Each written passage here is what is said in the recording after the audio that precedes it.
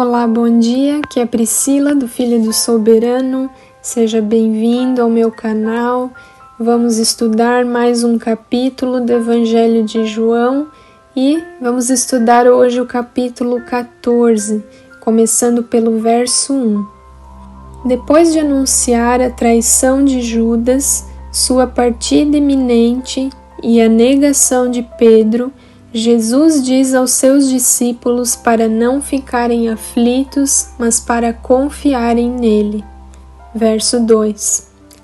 Na casa de meu Pai é uma clara referência ao céu, porque Jesus precisava ir para lá para nos preparar lugar.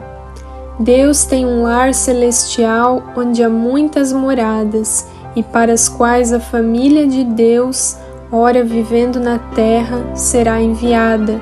Não temos aqui cidade permanente, conforme Hebreus 13:14. Verso 3. Tão certo como Cristo subiu ao céu, ele voltará para levar seus seguidores para si mesmo, conduzindo-os à casa do Pai, o lugar que lhes está preparado. Esta era a esperança dos cristãos no Novo Testamento e de igual modo dos cristãos de hoje. O propósito supremo da volta do Senhor é ter os cristãos com Ele para sempre. Verso 6. Jesus se tornou o caminho para o Pai por meio de sua morte e ressurreição. Cristo também é a verdade e a vida. Por ser a verdade, ele é a revelação de Deus. Por ser a vida, ele é a ligação entre Deus e nós. Então, esse verso aqui que é muito conhecido, é importante frisar que o único caminho para o Pai é através de Jesus. A Bíblia também diz que quem não tem o Filho também não tem o Pai. A gente só pode se achegar a Deus e ser perdoados, reconciliados com Ele através do sacrifício de Jesus e da aliança que a gente fez com Ele. Versos 10 e 11. O Senhor fez um apelo para que eles crescem nele pelas suas palavras e pelas suas obras. Essa não é uma pregação pública, mas um ensinamento aos seus queridos discípulos. Deus está em Jesus e Jesus é Deus. Tanto as palavras quanto os milagres demonstram isso claramente. Verso 12. Jesus realizou as maiores obras possíveis, inclusive ressuscitando mortos. Como ele pôde dizer que os cristãos fariam obras maiores? A resposta se encontra em tudo o que os apóstolos fizeram. As obras de Jesus na terra se limitaram à Palestina. Os apóstolos pregaram em muitos outros lugares e viram a conversão de milhares de pessoas. E isso continua com a gente, com a Igreja de Cristo hoje na terra. Essas obras maiores são os milagres que aqueles que creem fazem através de Cristo e as conversões também, as vidas que nós levamos para Jesus. Glória a Deus. Versos 13 e 14. A oração eficaz é feita em nome de Jesus. Essa é a oração que está de acordo com a vontade de Cristo. O resultado da oração é a glorificação do Pai, não a nossa própria glória. Verso 15. O amor não se resume apenas ao sentimentalismo, mas à obediência aos mandamentos de Deus. Podemos dizer que a linguagem de amor de Deus é a obediência à sua palavra. Esse verso é muito importante, porque ele fala que a gente prova o nosso amor por Deus, que a gente ama verdadeiramente a Deus quando a gente obedece a Ele e a sua palavra. Verso 16. Os 3 membros da Trindade são mencionados aqui. Jesus orou ao Pai para que enviasse o Espírito Santo. Consolador é a tradução da palavra grega parakletos, que significa literalmente alguém chamado para ficar ao lado de outro para ajudar. Que lindo, né? Certamente é um termo de rico e profundo sentido. Versos 20 e 21. Esses dois versos são a conclusão da resposta de Jesus à solicitação de Filipe, mostra-nos o Pai.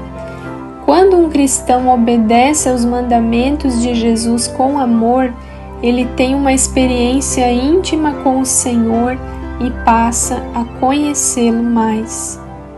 Versos 25 e 26. Tenho-vos dito isso estando conosco.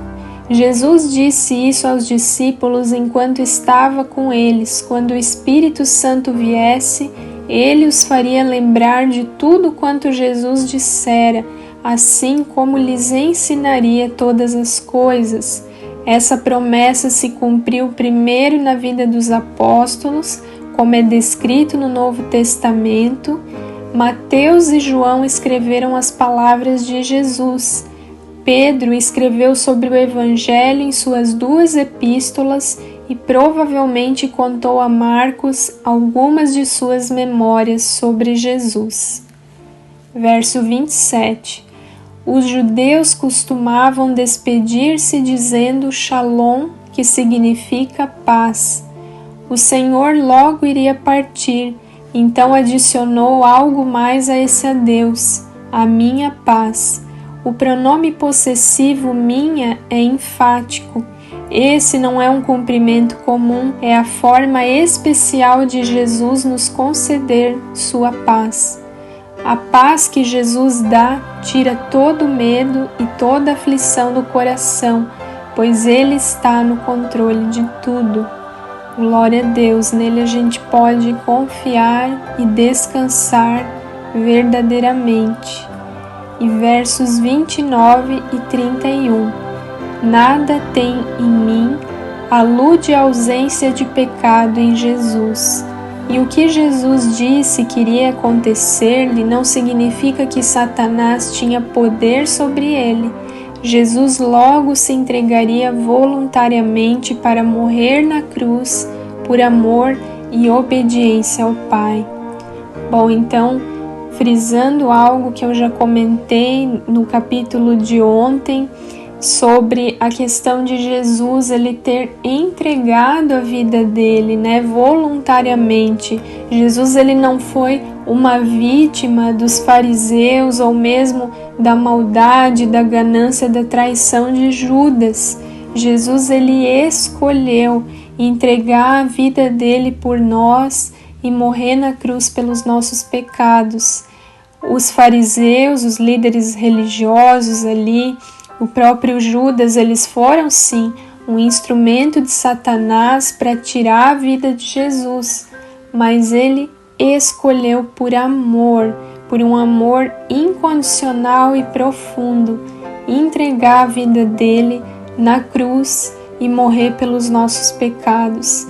Que a gente nunca se acostume com essa verdade, que a gente nunca leia ou ouça ou pense nisso como se fosse algo comum, de tanto que a gente já ouviu falar no decorrer da nossa vida, porque isso é algo grandioso, é algo poderoso e é o que nós temos de mais importante na nossa vida, a nossa salvação, o nosso relacionamento com Deus. Amém? Então é isso, eu espero que você tenha gostado do estudo de hoje e eu espero você aqui amanhã para estudarmos juntos o capítulo 15. Que Deus te abençoe e tenha um ótimo dia.